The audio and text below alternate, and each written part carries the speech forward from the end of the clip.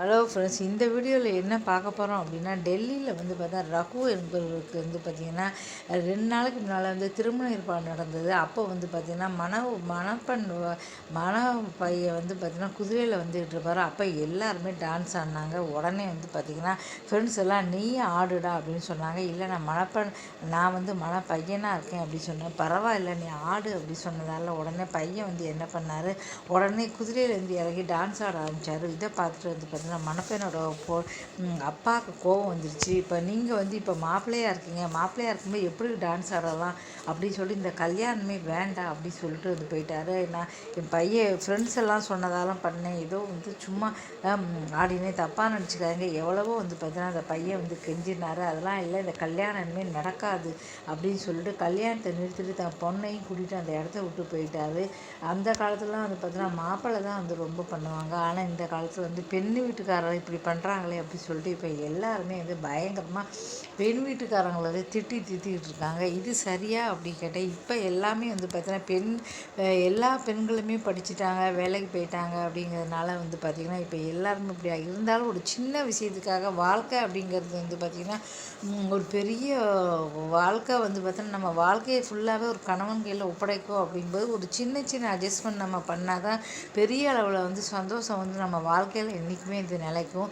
இல்லை நான் அட்ஜஸ்ட்மெண்ட்டே பண்ண மாட்டேன், ஏன் இஷ்டப்படி தான் இருப்பேன் அப்படின்னா கண்டிப்பாக அந்த வாழ்க்கையில் வந்து நம்ம தோல்வி தான் அடைவோம். எத்தனை தடவை சொன்னாலும் வந்து பார்த்திங்கன்னா யாருக்கும் வந்து புரியும். நிறைய பேர் வந்து பார்த்திங்கன்னா ஒரு சின்ன சின்ன விஷயத்துக்கெலாம் இப்போலாம் வந்து பார்த்திங்கன்னா விவாகரத்து பண்ணிட்டு போயிடுறாங்க. கேட்டாங்கன்னா வந்து பார்த்திங்கன்னா சாப்பாடு பண்ணலை, வெளியிலேருந்து வந்தேன் சாப்பாடு பண்ணலை, வெளியில் வந்து எங்கள் அம்மா இப்படி சின்ன சின்ன விஷயங்கள் வந்து பார்த்திங்கன்னா நமக்கே சிரிப்பாக வருது. ரசம் சரியில்லை அப்படி, இதுக்கு போன மாதம் கூட ரசம் சரியில்லை சொல்லிட்டு கல்யாணத்தை நிறுத்திட்டு போனார். அதுக்கு முன்னால் வந்து பார்த்தோன்னா நிறைய அப்படி சின்ன சின்ன காரணங்கள்லாம் வந்து சொல்லிட்டு வந்து பார்த்தீங்கன்னா கல்யாணத்தை நிறுத்திட்டு போகிறாங்க. இது நமக்கே வந்து ஆச்சரியத்தில் ஏற்படுது. அந்த காலத்தில் வந்து பார்த்தீங்கன்னா இப்போலாம் 25 வருஷம், 50 வருஷம், 1 வருஷம் கல்யாணம் வந்து கொண்டாடுறதே இப்போ இந்த காலத்தில் வந்து பெரிய விஷயமா வந்து பார்க்க முடியுது. 1 வருஷம் இருந்துட்டிங்களான்னு. வாழ்க்கைங்கிறது ஒரே ஒரு விஷயத்தை மட்டும் ஞாபகம் வச்சுக்கோங்க. வாழ்க்கைங்கிறது வந்து பார்த்திங்கன்னா இவ்வளோ பெரிய வாழ்க்கையில் வந்து பார்த்திங்கன்னா கணவர் கூட வந்து 25 வருஷம் கல்யாணம் ஆனால் கூட வாழ்க்கை ஃபுல்லாக அந்த கணவன் கூட தான் நம்ம வாழ போகிறோம். யாருன்னே தெரியாமல் எங்கேருந்தும் இந்த பையன் கூட நம்ம வந்து புருஷனாக ஏற்றுக்கிட்டு வாழ்க்கையை நம்ம ஒப்படைச்சிட்டு வாழ்க்கையை ஒப்படைக்கிறோம் அப்படின்னா சின்ன சின்ன அட்ஜஸ்ட்மெண்ட் தான் வாழ்க்கையில் வந்து பார்த்திங்கன்னா சந்தோஷமாக வந்து வாழ முடியும். இல்லை நான் பிறந்தபோது இருந்தோமே அதே மாதிரி தான் வாழ்க்கையில் நான் இருப்பேன் அப்படின்னா கண்டிப்பாக வந்து பார்த்திங்கன்னா அது வந்து ஃபெயிலியராக தான் போகும்.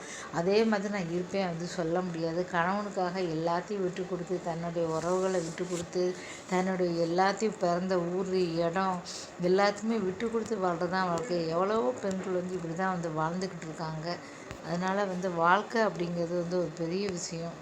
அதனால் எதுவாக இருந்தாலும் சரி விட்டு கொடுத்து வாழப்பா. கணவன் மனைவிக்காகவும், மனைவி கணவனுக்காகவும் ஒருத்தருக்கு ஒருத்தர் விட்டு கொடுத்து வாழ்ந்தால் தான் அந்த வாழ்க்கை வந்து ரொம்ப இனிப்பாக இருக்கும். இந்த வீடியோ பிடிச்சா உட்காந்து சேனலை சப்ஸ்கிரைப் பண்ணுங்க.